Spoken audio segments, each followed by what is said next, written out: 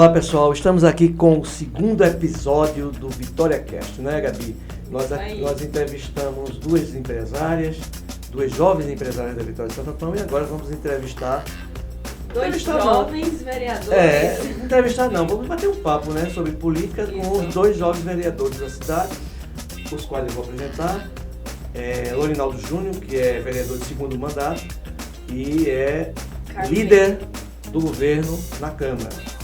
E o nosso querido Carlos Henrique Queiroz, que é filho do ex-deputado Henrique Queiroz e irmão do deputado Henrique Filho, que é vereador de primeiro mandato e é o líder da oposição na Câmara. Então a gente recebe vocês com muita satisfação, dois jovens inteligentes, ponderados, equilibrados. A Câmara tem melhorado muito nas últimas eleições para cá, né? Tem colocado pessoas mais capacitadas, mais equilibradas, que podem realmente discutir política da forma propositiva. Mais jovens também, não só jovens na idade, mas jovens também nas ideias, né? Que é mais importante. Isso aí, né, Gabi? Isso aí, vamos lá para mais um episódio. Mais um episódio do Vitória Cast Pernambuco. E eu começo... Você quer começar a fazer uma pergunta? Você me fez uma pergunta, eu disse escreva para fazer logo a eles. Porque eu não vou responder nada a você. Ela tem algumas curiosidades e vai começar a perguntar para vocês algumas coisas. Quer fazer a pergunta? Não, começa você no meio. Tá bom, então eu vou lá. Como é que está hoje? Eu já perguntei a vocês, mas como é que está essa questão da Câmara de Vereadores hoje? Como é que está o clima da Câmara hoje? Eu já fiz isso em off, agora como é que vocês me digam como é que está? Estão se dando bem? Estão conseguindo aprovar os projetos? A discussão está sendo propositiva, né? Os vereadores dessa casa, dessa legislatura, estão contribuindo para realmente a melhoria da cidade, dos projetos bons para a cidade. Como é que vocês estão vendo isso? Cada um com a sua visão, lógico, né? Oposição e situação. Você pode começar, fica à vontade. Olá, gente, obrigado pelo convite. Não é todo dia que a gente é chamado, né, por um honroso convite como este aqui para o segundo episódio do seu podcast. Eu fico muito feliz, é muito gratificante para mim. Como você falou, sou vereador de primeiro mandato, além de sou advogado também. E o clima hoje na Câmara, vocês bem sabem, né, que é natural que as discussões tenham discussões mais acaloradas, mas o clima hoje na Câmara, sobretudo, é de muito respeito.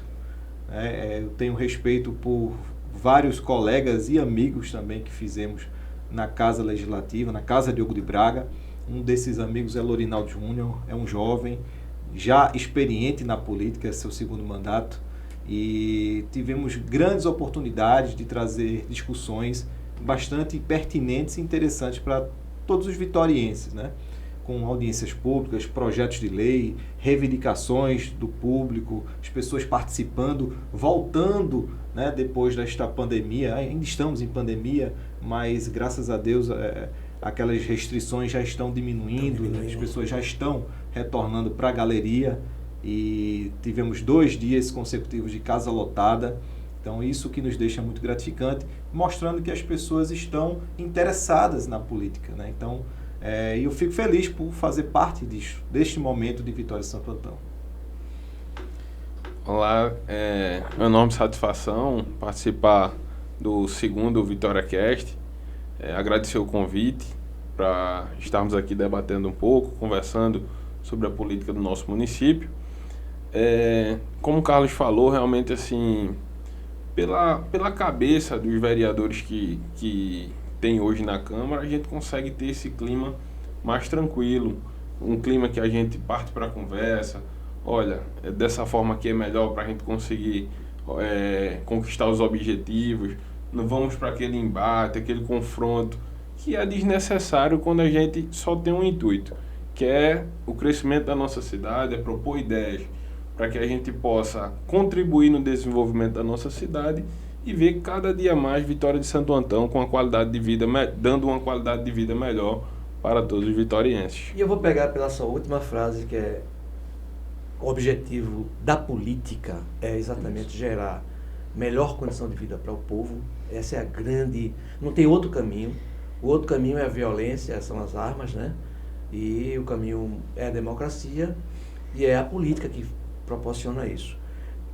Lorinaldo, Eu tenho saído nas ruas, e você sabe que eu tenho uma empresa, e a minha empresa faz pesquisas de opinião. Fez durante muito tempo, a gente parou de fazer agora, eu já estou em outra área, mas tem uma pesquisa muito importante, sabe, Carlos, que eu faço e fiz muito tempo. É a conversa com diversos tipos de pessoas, diversas classes sociais. Essa é uma pesquisa infalível.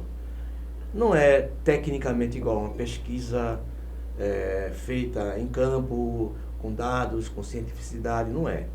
Mas ela tem um valor grande. E eu estou sentindo agora, vou falar com você, que você é o líder do governo, uma expectativa muito grande com relação a Paulo Roberto. Uma expectativa muito grande. Eu não quero falar em aprovação, eu quero falar expectativa. Ele está conseguindo gerar na população essa expectativa de que vai fazer um bom governo, tá? Devido às ações iniciais dele, devido ao entusiasmo que ele está tendo em administrar a prefeitura, ele está gostando do que está fazendo. E eu queria que você me dissesse, você hoje como líder dele, do governo dele na Câmara, você teria algumas coisas para dizer de obras, de ações que ele vai fazer, ou que ele pretende fazer nesse próximo ano? Já que o primeiro ano, você sabe, todo primeiro ano é picotado, né, por diversos problemas. E esse segundo ano agora? Olha, eu tenho assim, pela análise que eu faço de hoje, Vitória tem uma cultura antiga, infelizmente tinha essa cultura de só se trabalhar nos anos das eleições. Isso causa um desgaste muito grande da expectativa da população. Mas eu quero dizer uma coisa a você, só lhe interrompendo, sim, é que nós tivemos a primeira vítima disso, que foi a Aglailson Júnior. Isso. Exatamente. Mas era uma cultura que era trabalhada a longo, não é só a Vitória não, muitos locais. É. E isso o povo parece que acordou. Importantíssimo. E é bom dizer que a Aglailson Júnior não fez uma má administração, é importante dizer isso, mas só que essa administração foi muito tardia. Concordo com isso. E assim, Paulo, quando iniciou o governo, iniciou com aquela vontade de chegar e demonstrar o que quer fazer por Vitória. Iniciou, assim, movimentando vários pontos da cidade, demonstrando à população, olha, aqui eu tenho um intuito aqui de tirar o Carneirão aqui, construir nesse local novo, aqui eu vou construir um parque no Lídia Queiroz, ali onde era o antigo Carneirão, que vai ser contemplado o CRAS, uma creche nova, vai ter ali uma área de lazer para aquela comunidade que não tinha um local de lazer. Agora me tira uma dúvida, o Carneirão, ele já não estava sendo reformado? Foi. O Carneirão, assim, na gestão de Aglailson Júnior, ele foi feito vários orçamentos para ser reformado, reestruturado. Orçamentos que estouraram de 4 milhões, que a Aglailson disse que não faria com esse valor, que foi o primeiro orçamento, fazendo todas as avaliações, as revisões necessárias, e foi feito uma licitação com valor menor que podia dar condição ao estádio de manter os jogos. Porém, quando o Paulo Roberto iniciou, foi avaliado lá no Carneirão que com o valor que já tinha sido pago, 700 mil, salvo engano, o valor exato, o que foi feito no Carneirão não era proporcional ao valor que foi pago. Não estou dizendo que o dinheiro foi lá desviado. Estou dizendo que com os 700 mil gastos no Carneirão, você via, o Carneirão precisava de 200 sapatas, 200 sapatas para a estrutura da arquibancada. Só tinha 40 pronta e dessas 40 já tinha sido levado um alto custo. Então, assim, pela avaliação feita pelo governo, foi levado engenheiros, fez essa reavaliação, o restante da licitação, mais o adicional de 50%, se fosse colocado em cima, não daria para entregar o estádio do jeito que a população de Vitória merece. Essa foi a avaliação feita pelo governo e também construir um novo espaço para dar uma condição ali diferente para a população de Lídia Queiroz, naquele local onde era o Carneirão, que é um local central, onde tem ali a feira, onde tem o Belo Horizonte, ali é um encontro de todos os loteamentos do bairro de Lídia Queiroz. Pega o Belo Horizonte, o Vista Bela, o Tancredo Neves, o Sítio do Meio, ali é um local central. E o Lídia não tem uma praça de lazer, não tem um local para você fazer uma caminhada, e tudo isso a gestão avaliou e viu que ali naquele local seria mais adequado, em vez de reestruturar aquele campo, fazer um ambiente de lazer para a população. Então, Você no me caso, permite- vai ser uma praça ali. A ideia é fazer um parque. Um parque. Com quadras poliesportivas, pista de Cooper, lá tendo a creche sendo instalada. Deixa eu trazer Carlos Henrique para essa discussão agora. Certo? Eu vou pegar, já que você falou em Carneirão e se comenta muito na cidade sobre Carneirão, o que é que você acha dessa proposta para o Carneirão, Carlos?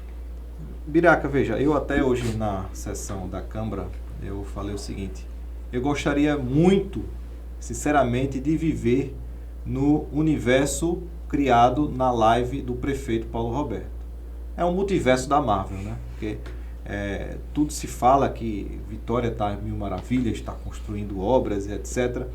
Mas na prática eu não estou vendo nada disso, né? O que a gente vê até agora é talvez uma vontade do prefeito, de fato, ele tem essa obstinação. Demonstra isso, né? Agora, pouco a gente viu de realmente obras saírem do papel. A gente está vendo muitas demolições, como agora iniciou a demolição aqui da delegacia junto ao ABB ali. O que foi aquilo exatamente? Eu passei lá hoje e vi no chão, era um prédio público, aquela praça foi doada para o governo do estado, fizeram a delegacia, retornou para o município? Retornou, já tinha retornado para o município na época de Aglailson, que a ideia também era reformar, e agora tem a intenção de fazer uma delegacia da mulher ali, existe um projeto para aquela área. Aquele prédio que estava lá, não servia mais para isso? Ou não estava em condições? Veja, eu acredito que sim. Com algumas adequações, poderia também retornar, né, para o patrimônio do município. Mas, enfim, o prefeito resolveu demolir e ainda não, pelo menos eu não tive acesso ao projeto. Você sabe o que vai ser feito ali? Como o Carlos vem falando, a intenção é de construir uma delegacia da mulher. Até tive uma audiência pública proposta pelo senhor e pelo vereador André Carvalho sobre segurança. A delegada da mulher estava lá presente e falou que ali a estrutura precisava ser reconstruída, porque não tinha condições de reestruturar aquilo ali para servir para a delegacia. Não sei se o senhor lembra dessa fala da delegada da mulher de Vitória de Santo Antão. Mas retornando ao Carneirão, sim. O Carneirão, para mim, eu tenho uma ligação muito forte, que o Carneirão foi construído na época que meu tio, Dr. Ivo Queiroz, era prefeito da cidade. Então, eu tenho uma ligação muito forte. Como o Carneirão tem uma ligação muito forte com o público do bairro do Lídia Queiroz. Então, o ex-prefeito Aglailson Júnior fez esta licitação, primeiro a licitação do projeto e depois a licitação da execução, né, da obra em si. E foi gasto em torno de R$700 mil, e depois veio a pandemia e tudo mais, as obras ficaram paralisadas, depois foram retomadas, e houve esse delay, esse atraso na obra, e eu acredito que a Aglailson não achava que ia perder a eleição, e aí houve toda essa dificuldade, né, de mudança de gestão e tudo mais. Mas eu acho que isso, conversando com a Aglailson, eu deixei o dinheiro reservado para toda a reforma do Carneirão, e seria muito mais viável retomar as obras do Carneirão do que construir outro estádio, uma arena, em outro lugar. E o próprio prefeito, ainda em campanha, no próprio guia eleitoral, disse que ia ali fazer uma arena, um estádio, com toda a estrutura necessária e adequada. Mas aí, quando assume o mandato, já mudou de postura, mudou totalmente o discurso e resolve ali fazer um parque. E aí eu critico o prefeito porque ele tem certos arroubos, algumas ideias que ele tem e resolve fazer uma determinada obra e nunca foi discutido. Então, o que se precisa fazer de fato é um plano, seguir o plano de governo, né? Porque o prefeito parar de ter ideias assim, talvez até mirabolantes, para determinados pontos da cidade, que já tinha sido prometido em campanha ainda no guia eleitoral. Gabi, eu acho que você cabe agora a sua colocação, a sua pergunta. Sim, eu já ia fazer antes, porque ele falou que... Ela me fez uma pergunta, eu digo, não, faça para eles, que eu não vou saber lhe responder. Ele saber falou sei, mas que não... tem o mesmo intuito, né? É. Não é isso, é o mesmo intuito. Aí eu lhe pergunto, então Intuito por que você estava falando de vereadores ali logo no começo? Certo. Aí que tem o mesmo intuito, essas coisas. Certo. Aí eu queria saber se existe esse mesmo intuito. Por que existe oposição e posição? Os vereadores não estão ali para criar leis e fiscalizar somente, independente do lado. Aí você quer saber por que Eu quero saber por que oposição e posição. Deveria ser só vereador, né? Deveria ser só vereadores. Não ter os dois Estão ali lados. para criar Ter só leis um lado. e fiscalizar o É. executivo. Cabe o pepino é com vocês aí. Quer começar? Posso, eu sempre falo, veja, eu não costumo fazer oposição. Eu até brinco com as palavras, eu faço proposição, certo? Que eu não sou aquela oposição de criticar por criticar.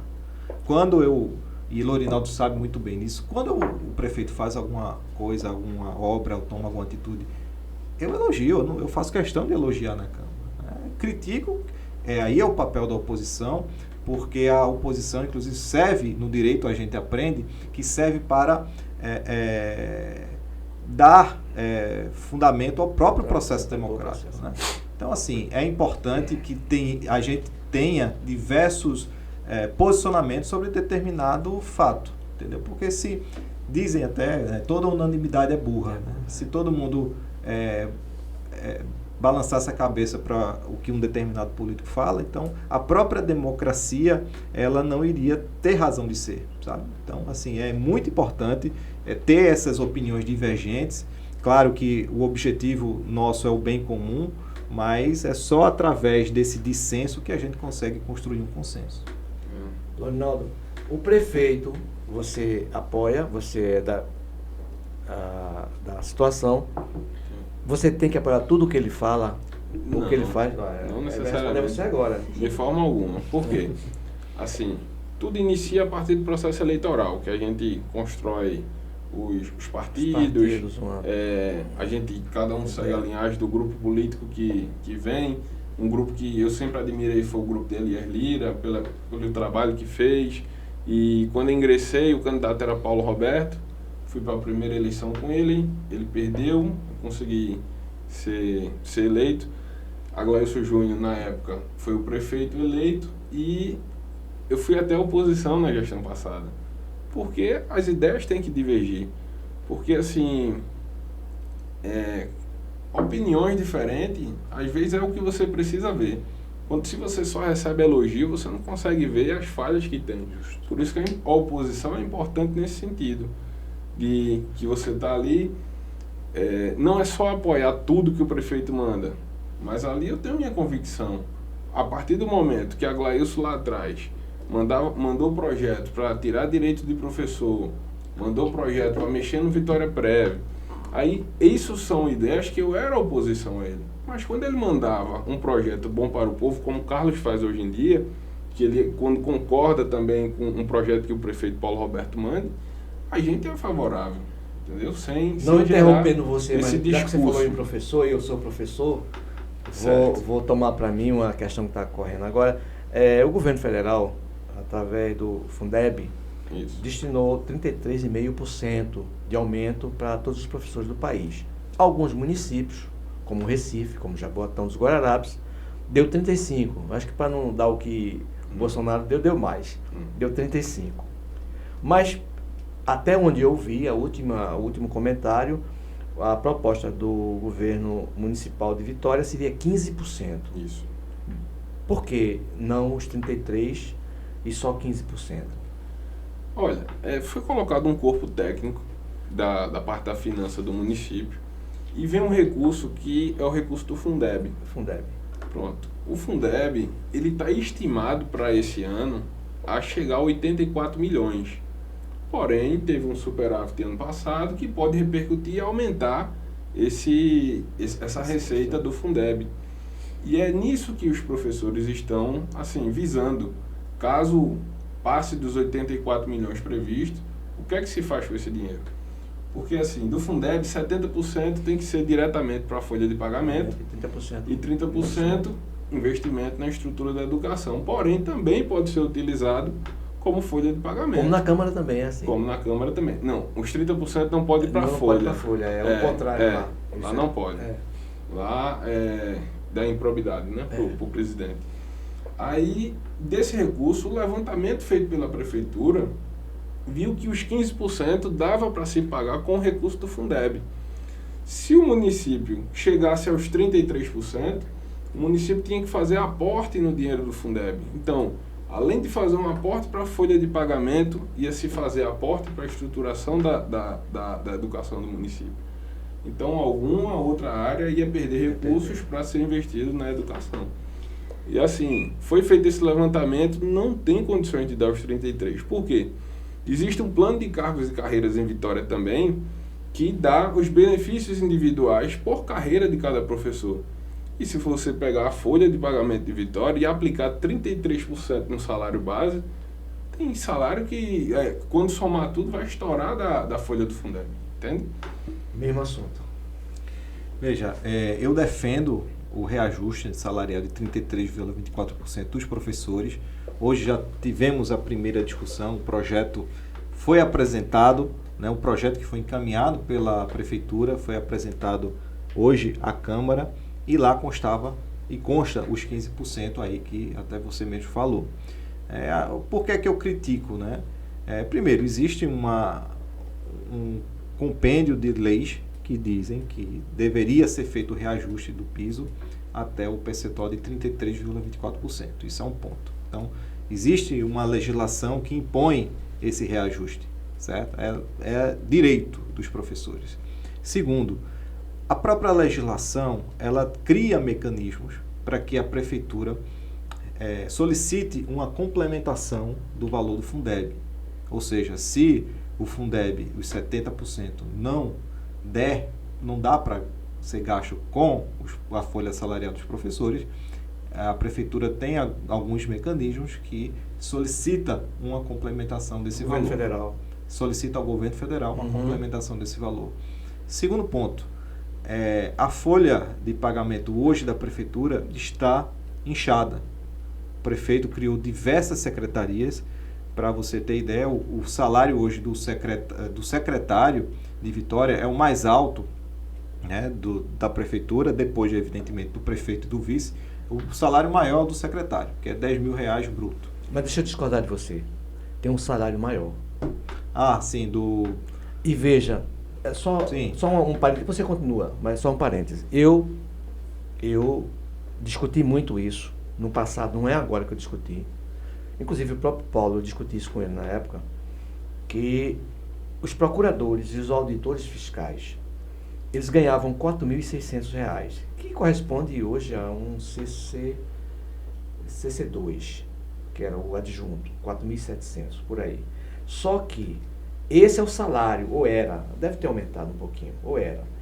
Aí, na gestão ainda de Aglailson pai, ele introduziu uma comissão de R$10 mil e uma de produtividade de R$13 mil, que são discricionários do prefeito. Isso não é salário, isso é discricionário. O prefeito, se quiser amanhã, ele corta isso. É discricionário. Comissão é discricionária. Só que passou por Aglailson Júnior, que é o filho, e está com Paulo Roberto. Os professores hoje conversam isso muito, falam, porque o nosso salário, que poderia ter o aporte, como você falou, já ouvi também esse comentário, está sendo problemático, mas os privilégios continuam. Eu quero ouvir você depois. Não é nada contra ninguém, eu acho que cada coisa no seu lugar. É pouco para um advogado, nós somos advogados, vamos defender a classe. Ganhar 4.600, 6 mil, é pouco. Eu acho pouco para fazer o trabalho que faz. Mas também, R$30 mil de rendimento não é pouco. Isso é o valor que um ministro do Supremo Tribunal ganha. Eu acho que as gestões de Vitória não gostam muito dos professores, não. Porque eu acho que o Brasil inteiro não gosta dos professores, não é só de Vitória, não. Eu acho que nunca tivemos nenhum presidente que dissesse, eu vou olhar pelos professores. Quando falo em professor, eu sou professor há 30 anos, então eu vi muita coisa passar. Né? Então, a gente hoje discute É uma questão técnica de como isso vai ser. É porque na gestão passada também já foi. Já teve Foi. problema Já também. foi. Já teve problema. Não, mas com os se a gente for professores. falar problema com o professor, Brasil inteiro. Mas foi muito pior. Entendeu? Foi muito pior, lógico. Mas aí eu quero colocar isso para você também. Pode continuar. Bom, não, tirando, claro, o salário dos advogados, né, dos procuradores e dos auditores, a gente, por exemplo, já pegando nessa linha, a gente ouve dizer que o valor que o auditor arrecada, ajuda a arrecadar, não dá para pagar a folha salarial dos auditores. Isso é o que a gente ouve falar, eu também não me ative a folha salarial deles.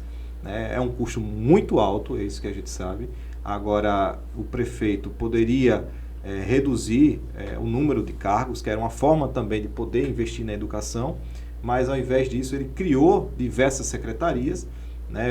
Não só o cargo de secretário, mas todos os que estão embaixo do guarda-chuva, né, do secretário. O secretário executivo, aí os assessores e tudo mais. Então ele criou esses corpos, né, de estruturas, essas estruturas realmente de serviço, mas impacta, inclusive, na folha de pagamento. Aí o que a gente vê hoje, quando vai, por exemplo, numa escola, tem diversos funcionários ali, um olhando para a cara do outro, sem fazer nada. Isso é o que as pessoas nos falam, não é nada inventado, é o que as pessoas nos reportam.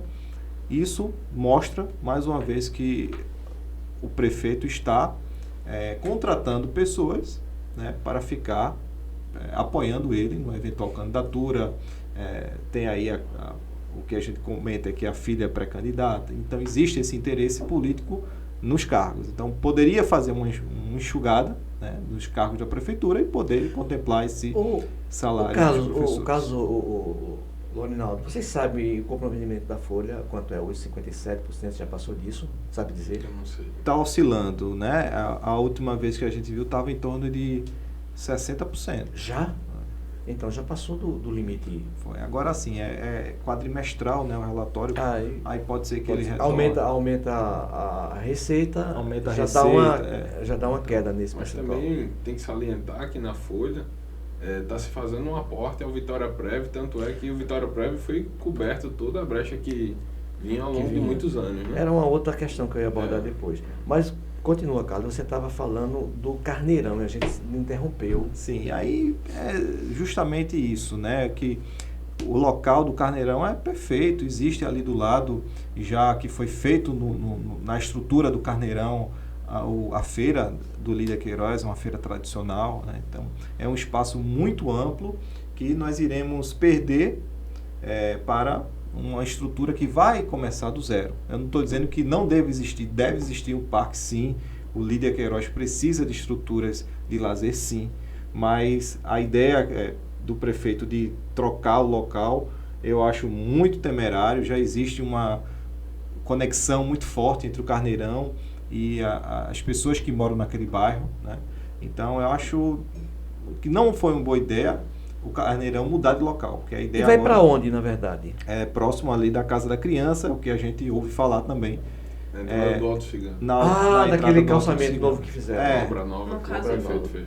Do outro lado? Não, deve ser naquele alto, onde derrubou inclusive umas coisas lá, foi? Justamente, onde era a Casa da Criança, né, que funcionava ali. Sei onde é. E aí ele fez um novo acesso, né, que era uma coisa que já estava previsto ainda na gestão de Aglaísson. Ele colocou iluminação e LED. Não estava no projeto de Aglaísson, não. A informação... Eu acho que a questão que fica realmente deveria demolir? Justamente, né? Na minha opinião... O pessoal também, a população também tem essa... Eu tenho um questionamento também baseado em obras dele, que é o seguinte, veja, a gente mora aqui em Natuba é um centro produtor importante, e no governo passado começou a fazer essa obra, que é uma verba do governo do estado, uma parceria com a prefeitura. Mas quem executa é o governo do estado, não é isso? O pagamento é pelo FEM. Pelo FEM, certo. Aí é o Fundo de Auxílio aos Municípios. Isso. Aí é o estado. Por isso que teve até um problema com algumas empresas, que já duas eu acredito que está passando pela licitação do restante que está sendo construído, e teve esse impasse aí com o governo do estado, mas acredito que nos próximos dias como já está sendo tocado aos poucos, mas seja regularizado. Sabe qual é a grande questão dessa obra aqui? Eu moro aqui, ouço a população e uso essa estrada todos os dias. A pergunta que eu não soube responder, eu vou fazer para vocês. Por que uma estrada que chega a passar de 3 quilômetros de lá até a BR é feita em calçamento e não feita em asfaltamento? Porque até onde eu pude pesquisar, e você que é de obra deve saber, o asfalto é melhor em tudo, em todos os sentidos. Eu não sei o que é que existiu exatamente, mas como a obra é tocada pelo governo do estado, né? Isso. Eu não sei se vocês têm esse conhecimento. Por que essa obra é feita de calçamento e não asfaltamento? Mais rápido, mais barato. O asfalto você passa num dia, no outro o pessoal já está passando por cima. Inclusive o calçamento já está... Já estourou o calçamento na cabeça da ponte. Vocês vieram pela ponte? Num pedaço novo que foi feito agora. No acesso à foi, ponte, né? Foi. Já estourou. Já estourou ali. Aí o pessoal me pergunta, sinceramente, eu não sei. Eu digo, eu sou muito assim, desinformado em relação a isso. Vocês sabem por quê? Grande, assim, nesse ponto, o asfalto para ser feito nessa estrada, aí o custo dele seria maior. Por quê? Porque tem toda a subbase que tem que ser preparada. A estrutura básica. A estrutura base para receber o asfalto. Você não poderia pegar uma estrada daquela que era só pissarrada, jogar o asfalto ali em cima e fazer, que ia fazer ali uma tristeza.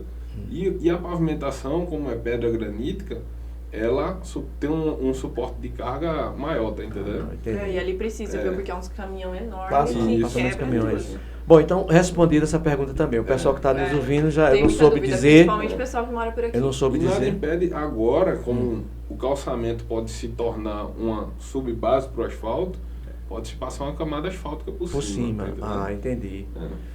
Agora, tem um lado também que é importante a gente tocar.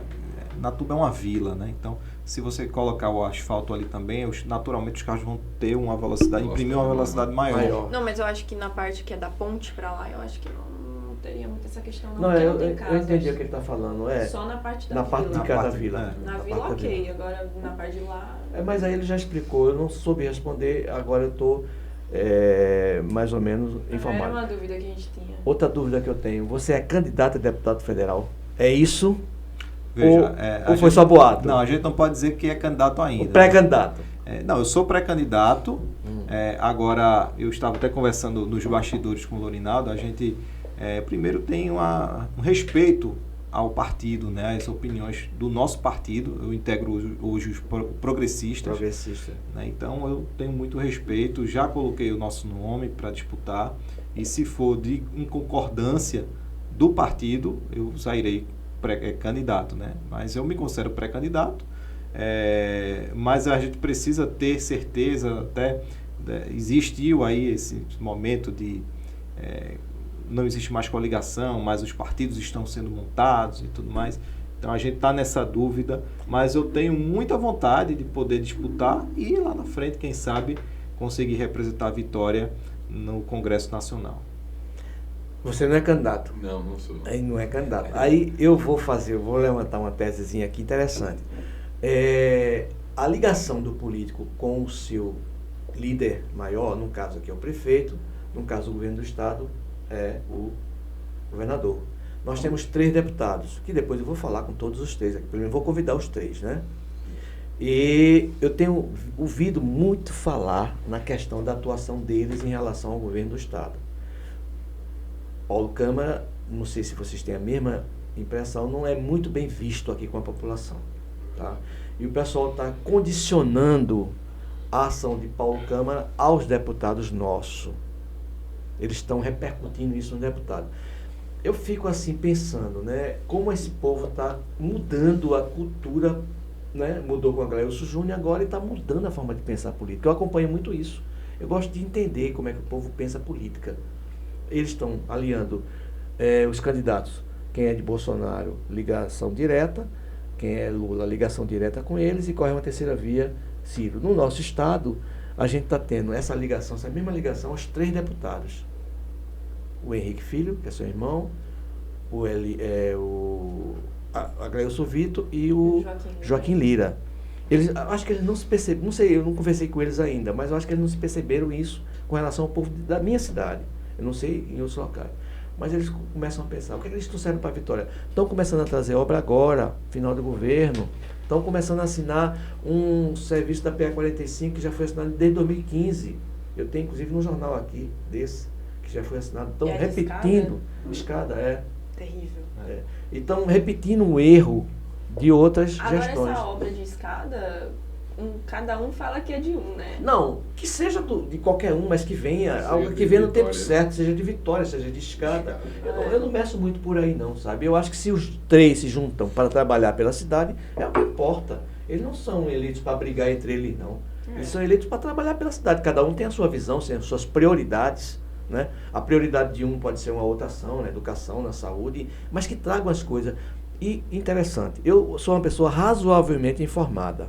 Razoavelmente, não digo de ser bem, né? Eu sou meio burro para algumas coisas, mas eu procuro ver as ações deles aqui, não estou conseguindo perceber. Pode ser um erro meu, pode ser uma falha minha, e por isso que eu preciso conversar com eles, para que eles venham e digam ao povo o que é que tem feito. Faça um mini relato das suas ações, porque o povo confunde muito vereador com prefeito. Acha que o vereador é que tem que cuidar. Não é. E essa conversa serve para orientar pessoas como você, que me perguntava coisa, que eu dizia, mas Gabi, isso não é função de vereador, isso não é função de deputado. O deputado não faz isso. A função do deputado, e eu digo sempre, o legislativo é o poder mais forte que existe na República, não é o executivo, é o legislativo. Por um simples fato, o legislativo caça o executivo e ao contrário não acontece. Mas eu acho que, assim, a população, de uns tempos pra cá, ela tá mais ligada na política, sabe? Eu acho que não era isso é assim. bom, né? Isso é muito bom. As pessoas estão acordando. Procurarem saber o que é aquilo, ter dúvida, perguntar, mas isso, ninguém nasce sabendo tudo, não. Tem que perguntar. E a nossa população sempre foi muito alienada com política. Eu não gosto de política. Mas, gente, quem resolve o problema da sociedade, quem dá soluções... Mas eu acho que tudo é política. Tudo é política. Como é que você não gosta disso? Tudo. Como é que você Não, não e gosta? as redes sociais têm um papel fundamental nisso, né? As pessoas estão participando mais das discussões, Sim. porque antigamente era só a informação de um lado, né? Só chegava de um lado. Agora o povo está começando também a ter voz através do Instagram, Facebook. Porque você veja, a democratização da comunicação foi um marco importantíssimo para o Brasil. Você vê que antigamente, quem tinha televisão, os grandes caciques regionais, quem tinha rádio, a mesma coisa. E a informação vinha da onde? Rádio e televisão. Eu furei o bloqueio aqui em Vitória com um jornal independente, mas era uma coisa miúda, pequena. Aí vem a democratização das informações através de quê? Redes sociais. Redes sociais. Isso traz também, o próprio eleitor, ele está mais consciente. Ainda existe aquele eleitor que fala, político é tudo ladrão. Mas eu acho que isso é uma forma simplista até de você tirar a própria responsabilidade. É muito mais fácil culpar o político A porque ele não faz, porque é ladrão, do que você assumir que você ou votou errado, ou que você não votou, não exerceu o seu papel de democracia, entendeu? Então, as pessoas estão acordando, as pessoas estão percebendo que tem cada vez mais que eleger aqueles representantes comprometidos com a comunidade, com o meio em que vive. Eu digo assim, o político é feito um pedreiro que você bota para trabalhar na sua casa.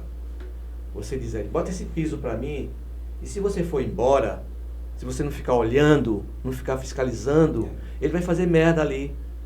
Então, o político é a mesma coisa. Você elegeu Henrique, elegeu Lorinaldo, foi a sua opção de voto? Foi. Olhe o que ele está fazendo para não cometer injustiça. Exatamente. Ele pode estar fazendo um bom trabalho e você não sabe porque você não acompanha. Exatamente. Não sabe o que ele está fazendo. Agora, também, Gabi, tem que saber qual é a função dele. A função dele não é trazer calçamento, ele pode propor, fazer proposições para isso, mas quem executa é o executivo. Entendeu? A forma dele fazer isso é destinando emendas, né? Mas o deputado estadual, né, que temos 3 na cidade, tem um valor muito pequeno de emenda, eu acho que é 16 milhões, salvo engano.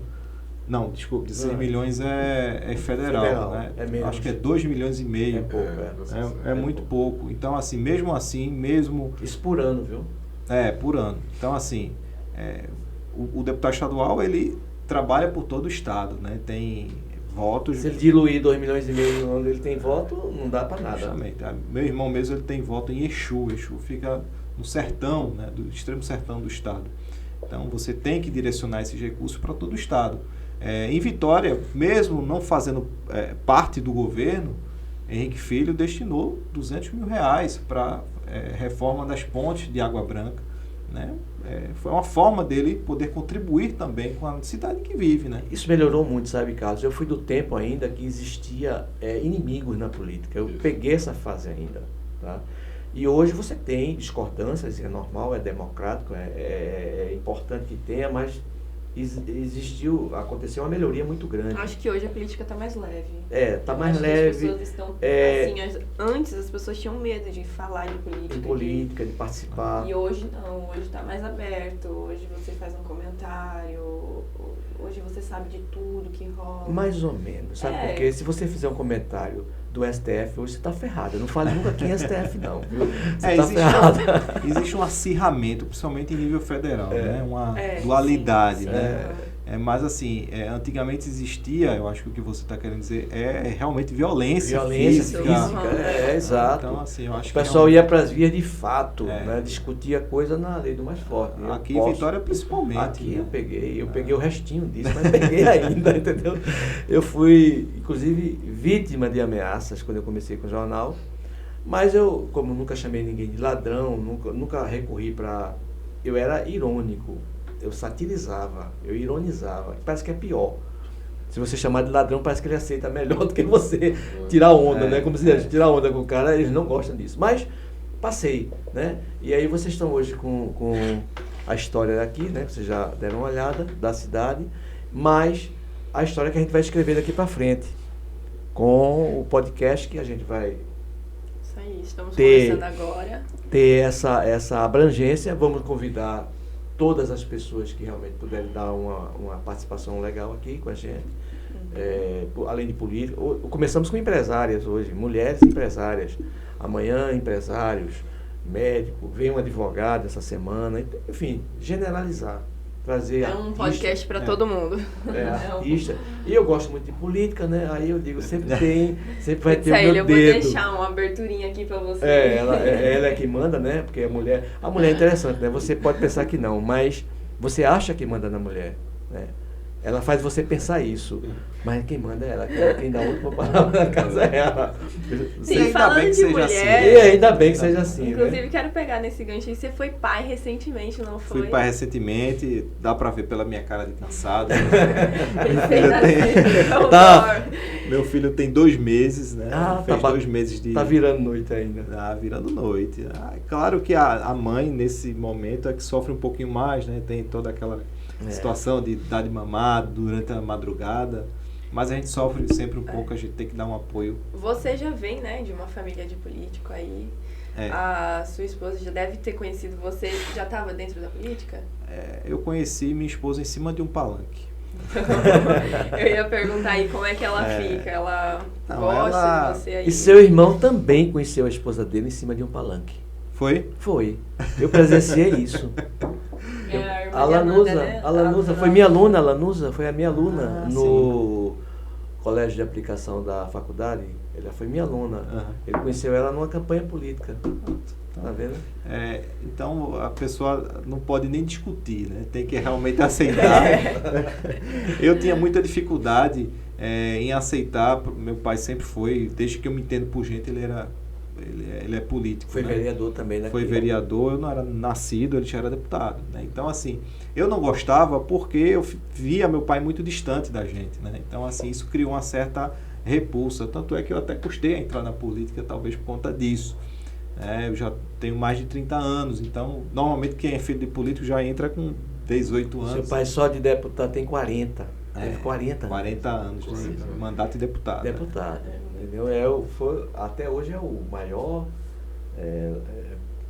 tempo de deputado nessa casa. E muito me honra, né? Porque ele passou 40 anos e não tem nenhuma queixa, nenhuma acusação de que foi metido em corrupção. Pelo contrário, ele sempre, por onde passou, ele sempre honrou o nome, né, de Vitória e de todas as cidades que ele representou. Então, e representa ainda. Hoje ele não é mais deputado, mas hoje exerce o cargo como presidente do ITERP e tem um trabalho de grande relevância, inclusive aqui na Tuba, né?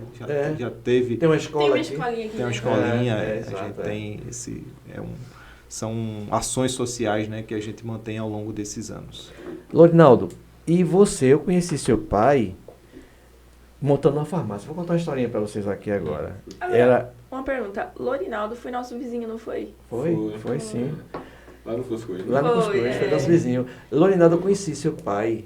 Na época ele era sócio com Jesus. Sim. Não sei se você chegou a conhecer. Cheguei, hein? Muitos E anos. eles tiveram um plano espetacular aqui para Vitória, que foi montar uma fábrica de genérico, que eu acompanhei de perto o processo. Fiquei, assim, abismado com o que a política pode fazer de ruim para uma pessoa e para um empreendimento.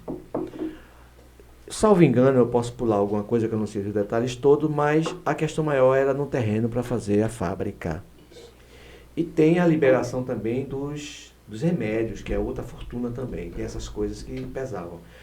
Vitória não cedeu para eles o terreno da fábrica. Eles terminaram indo para Pombos, que é lá no alto, na chegada de Pombos, do lado esquerdo, no alto. Eu visitei a fábrica feita. Mas aí foi um desgaste, eu acredito que tenha sido um desgaste grande econômico, que pesou na continuidade normal do empreendimento. Porque para liberar como é que se chamava? Um genérico daquele para ser liberado era uma fortuna na época. Então, pega no que eu falei no outro episódio, que pessoas às vezes não conseguem colocar as coisas aqui em Vitória por conta Por disso. conta né? disso. Por conta da política. E terminaram vendendo.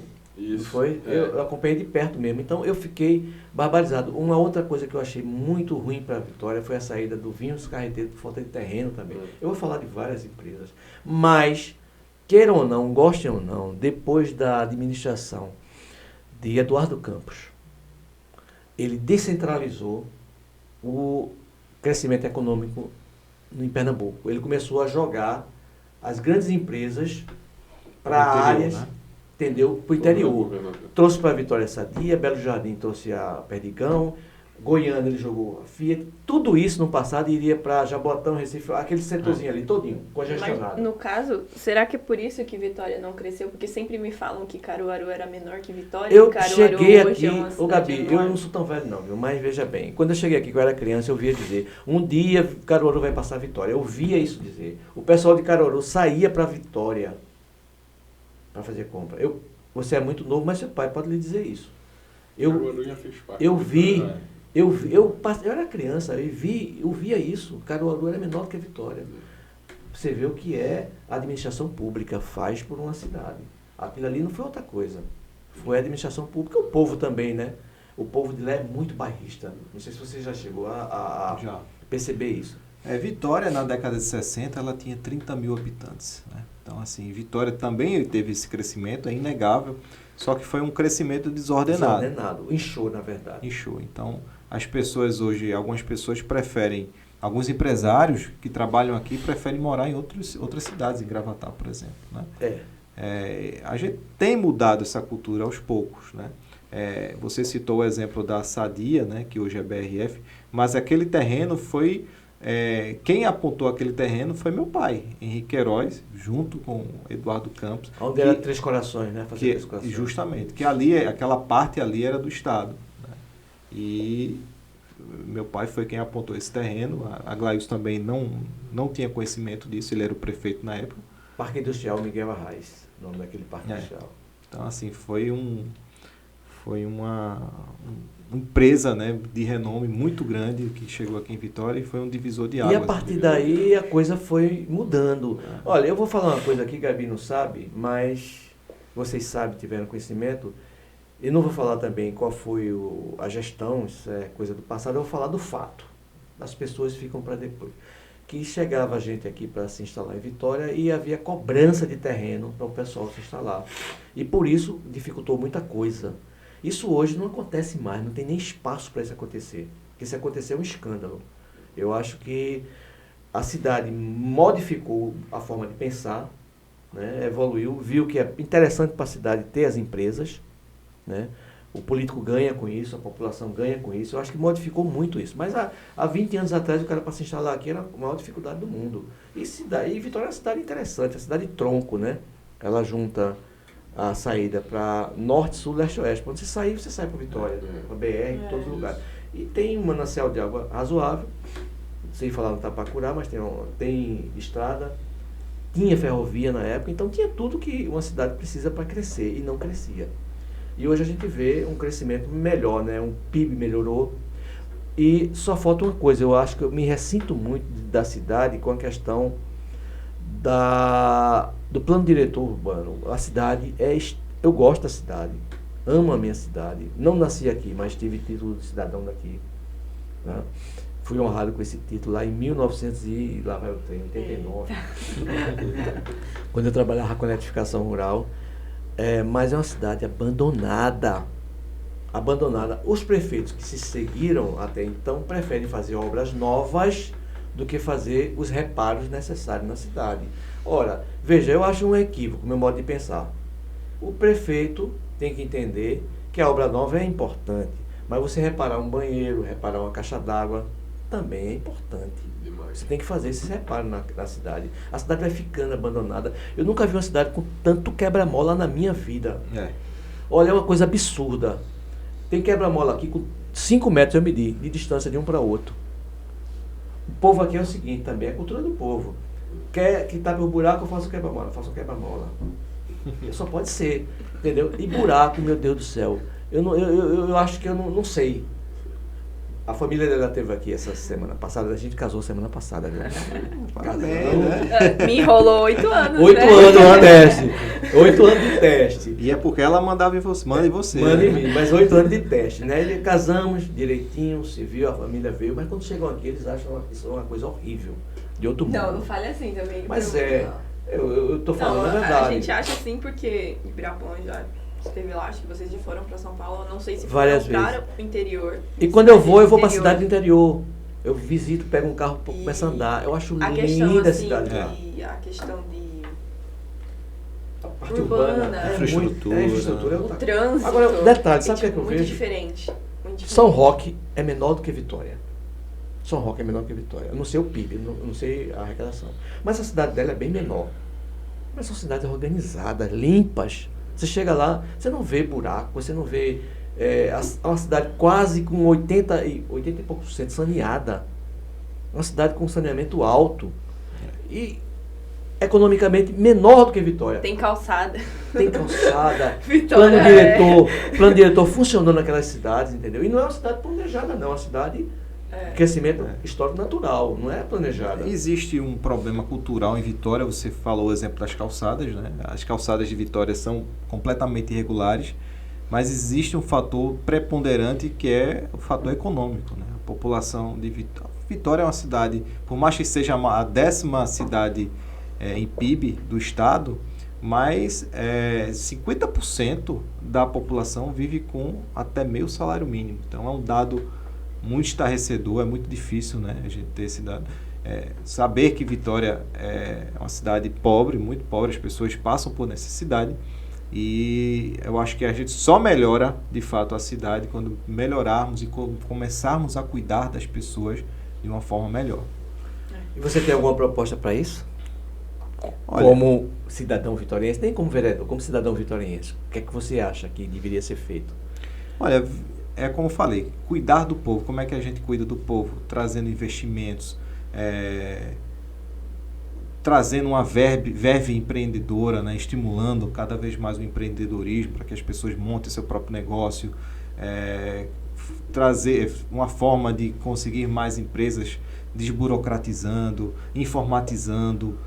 A prefeitura ainda carece de uma automação maior, né? Como em outros municípios já são assim. Então, melhorar a educação. Vitória é governada por 2 educadores, né? O prefeito e o vice são empresários da educação, mas acredito... Desculpa, Paulo Roberto, ele é professor? Ele é advogado e é professor. Então, por conta disso, poderia analisar a cidade sob outro ponto de vista, né? Como por eles serem professores, poderia melhorar a infraestrutura das escolas, e a gente ainda aguarda que isso aconteça, né? Foi implementado aí um plano Cidade Educadora, que foi um projeto trazido do Rio Grande do Sul, etc., que talvez seja uma forma da gente, mais uma vez, firmar aí um pacto para melhorar nossas escolas e a nossa educação de modo geral. Então, são através dessas iniciativas que a gente consegue uma cidade melhor. E você, como é que você acha, Lorinaldo, que a gente conseguiria uma cidade melhor? Pegando a deixa dele. É justamente isso, investimentos para a gente dar qualidade de vida. Como é que esses investimentos... Dar condições, por exemplo, hoje da nossa população ter uma educação melhor, que através da educação a gente consegue a formação dos alunos, para que se profissionalize. E isso, assim, infelizmente é um problema que vem de muitos anos. Justamente. É aquela história que eu disse lá do início. A cultura que Vitória tinha era se fazer nas eleições para ganhar a eleição e deixava os outros 3 anos. E assim, se não houver uma dedicação, não é 4 anos que vai Não, transformar eu disse a educação inclusive, de das Vitória poucas Santo oportunidades que eu falei com o Paulo Roberto, eu disse a ele, esqueça que você não vai fazer o que a cidade precisa em 4 anos. 4 anos. Agora você vai ter que ser muito eficiente nas suas prioridades. Exatamente. Se você tiver essa cerne, essa sensibilidade de saber o que é prioritário fazer, você faz uma boa administração. Porque não dá para fazer tudo por causa do tempo, por causa do dinheiro. Justamente. Então você tem que priorizar.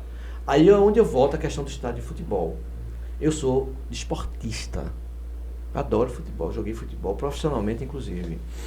Mas eu vou deixar uma deixa para você também, que você é do governo. Seria realmente necessário hoje a construção de um estádio de futebol com tantas outras coisas que a gente tem para fazer na cidade? É uma pergunta, uma interrogação. Isso. Dizendo a você que eu sou um amante de futebol. Com certeza. Para mim, você estaria fazendo uma coisa belíssima, um estádio de futebol. Mas olhando pelo lado social, olhando pela questão política, olhando pelos recursos que a gente tem, eu acho que a gente não gasta menos de 20 milhões para fazer um estádio desse. Se for um estádio pequeno, não se gasta menos de 20 milhões. E eu acho que esse dinheiro dá para melhorar muito, viu? Exatamente. É minha visão como cidadão. Isso. Prioridade. Esse estádio de futebol poderia ficar para um segundo momento, um segundo governo, quando as coisas básicas, tipo saneamento, investimento, economia, você motivar a economia, incentivar a economia, fazer parcerias com bancos para pequenas empresas. Tivemos 2 empresárias aqui hoje, né, reclamando da falta disso já também, entendeu? Então, prioridades, é o meu modo de pensar. Isso. Se eu fosse situação ao governo lá na Câmara, eu iria propor isso para ele. Eu ia dizer, prefeito, é a sua vontade, cumpra-se. Mas o meu desejo é que a gente começasse pelo básico. Começasse não fazendo azulejo na porta, Isso. mas sim consertando dentro da casa. Mas tanto é que o Carneirão a futura arena está em stand-by. Hoje está sendo construída uma creche. Espero que daquelas mães deixarem seus filhos e poder Lorinaldo, trabalhar e melhorar um pedido que eu faço a você como vereador e como o líder que ele deve da ouvir. família, Espero que ele ouça isso, que não sou eu que estou clamando, mas é a população com quem eu converso. Concordo. Ô Biraca, me diz uma coisa, estádio de futebol, por que não deixou aquele? Bom, não vou nem entrar nessa questão, porque não deixou aquele já é outra coisa, mas por que não faz outras coisas? Por que não sei o quê? Por que não sei o quê? Outra dica que eu vou dar a vocês. Eu reclamei a vida toda de uma obra feita por Agrailson Júnior. Você já sabe o que é? Já. Eu reclamei tanto com aquilo. Eu fui em São Paulo e vi um SAMU. Sim. Menor do que esse nosso. Em São Paulo, na Mais cidade de São efetivo. Paulo. Mais efetivo. Eu tenho uma área linda daquela. Uma área extremamente bem localizada. E do outro lado a gente tem uma delegacia. Uma delegacia esculhambada. acabada, esculhambada. Temos um corpo de bombeiro. Eu digo, por que não centraliza ali coisas... Porque o SAMU, na verdade, Lorinaldo, é simplesmente um entreposto da ambulância e da moto para fazer socorro. Isso. Ele vai e leva o pessoal para o hospital e volta. E tá lá um prédio daquele desocupado, sem nenhuma função social que vale a pena. Entendeu? Poderia é uma também sugestão. ter uma central, né? Uma Assim, central, tem várias coisas. Eu estou dando uma ideia, mas tem N ideias para usar aquilo melhor. Concordo. Que é do município, está pronto. Eu disse a Glailson, uma vez tive a oportunidade de conversar com ele, a Glailson, sabe por que tu perdesse a eleição? Ele até ligou e ela, para mim, eu passei o telefone para ela falar, ele foi pedir volta a ela. Eu me dou bem com ele, independente de qualquer coisa, eu me dou bem com ele. Eu disse, por que foi, Nico? Porque eu pedi. Porque você não botou nenhum helicóptero para socorrer ninguém na pandemia. Ele, rapaz, você bota um heliporto e não usa? Eu usava o heliporto para fazer isso. Eu contratava um helicóptero para socorrer o povo para fazer. E assim, essa questão aí de política, eles acham que a população é muito leiga, né? Mas na verdade, eu me acho um trouxa pra política. Não, eu porque eu não sei se foi no dia que foi inaugurar aquilo. Aí eles colocaram um helicóptero comum. Não entra nenhuma maca. E eu achei aquilo nenhuma maca legal. entra Eu digo, naquilo ali. porra, a gente vai ter um socorro importantíssimo desse aqui. De repente, né? Salva uma vida, já valeu tudo que fez. Mas isso faz parte da política. Elias Lira, quando estava em campanha, ele trouxe um ônibus aqui de primeiro andar eu e desfilou pelas ruas da cidade, como se aquele ônibus fosse atender os estudantes da cidade. Nunca mais se viu. Nunca mais, foi só um dia. Então isso faz Foi parte só do pro folclore. desfile. A alegoria política da nossa cidade. Exatamente. Exatamente. Mas teve um dia que eu tava no comércio e eu me deparei com um monte de ambulância descendo com umas bexigas assim, tudo buzinando, tipo como se fosse um desfile de ambulância. Tudo alugado. Acho isso engraçado. Vá se acostumando com essas coisas, porque o que eu já vi aqui... Você quando tiver um tempinho, pega meus jornais e começa a ler, que você vai ver o que foi a cidade. Porque eu publiquei tudo isso que você está falando, mas algumas coisas que eu nem me lembro mais. Gente, deu? Olha, eu quero deixar vocês à vontade para se despedir, mas eu adorei o papo, muito bom. Agradecer vocês o privilégio que vocês me deram de conversar com vocês, no tom, no nível, é esse o nível de proposta, um bate-papo, de proposta de opiniões, de sugestões. É isso que vale para a nossa cidade. Fiquei feliz com vocês aqui e quero deixar vocês à vontade para as suas considerações finais. Bom, eu que agradeço o convite, né? Principalmente aqui nesse ambiente aqui muito bacana, que é Natuba, né? Estamos em Natuba. Esse local me remete muitas lembranças, inclusive de infância, né? A gente passava muito tempo aqui. Então, assim, agradecer também a disponibilidade e a forma como vocês levaram esse papo agradável aqui e respeitoso, né? Acho que a política se faz assim, com responsabilidade, com respeito, e pode ter certeza que a gente na Câmara de Vereadores, a gente está tratando os interesses do povo e colocando como prioridade. Eu acho que antes você via interesses pessoais ali, mas pelo menos, pelo que eu posso perceber, a gente tem um sentido republicano muito grande em Vitória e espero que continue assim, né?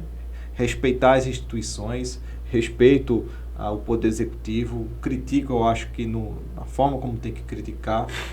Hoje mesmo eu critiquei que o prefeito exagera quando se utiliza as cores ainda da política na sua administração, né? Existe o azul aflorando em toda a ponte e viaduto, você vê a cor que foi usada em campanha. Isso eu acho que poderia não ser usado mais. A gente está no século XXI, uma nova política, e é preciso que a gente desenvolva essas práticas ainda mais.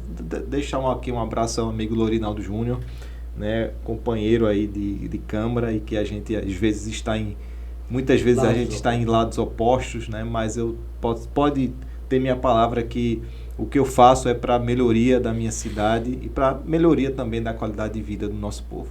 Obrigado. Agradecer o convite, uma satisfação participar, estou à disposição sempre que for convidado. Agradecer a Carlos também por essa conversa que a gente sempre tem, até nos debates da Câmara, sempre com respeito, porque é disso que a gente precisa, fazer política com respeito, e principalmente respeito ao povo, trazendo propostas, trazendo ideias. Uma ideia diverge da outra às vezes, mas cada um tem sua opinião. O povo elegeu justamente 19 vereadores em Vitória, cada um para dar sua opinião, seu voto e fazer a democracia acontecer. E agradecer novamente, estou à disposição.